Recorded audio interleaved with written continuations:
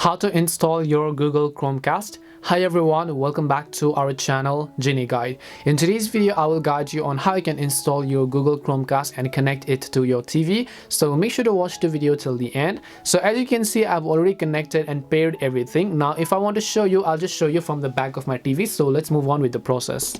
So basically you actually receive your Google Chromecast device, right? So I will show you what that actually looks like.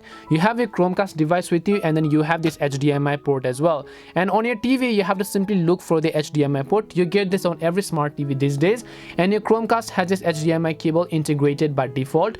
All you have to do is simply connect this cable to the back end of the HDMI port. So let me show you what that actually looks like. I'm just going to hold my TV for a while, and then I'm going to go ahead and then actually connect it.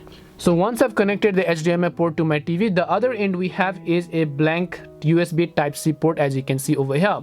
Now usually Google Chromecast will give you a Type-C cable by default, but if you don't, you can also simply use a USB Type-C cable to connect one end to your Google Chromecast over here. And once you install this over here, the other end you will get a USB port, which is quite long, so I'm not going to show you, but you can connect that with an adapter and then connect it to a power supply, or you can simply connect it to a USB hub, wherever you think is actually comfortable for you. And after you've done this, your Google Chromecast will be successfully set up on your TV. So let me show you what that looks like again.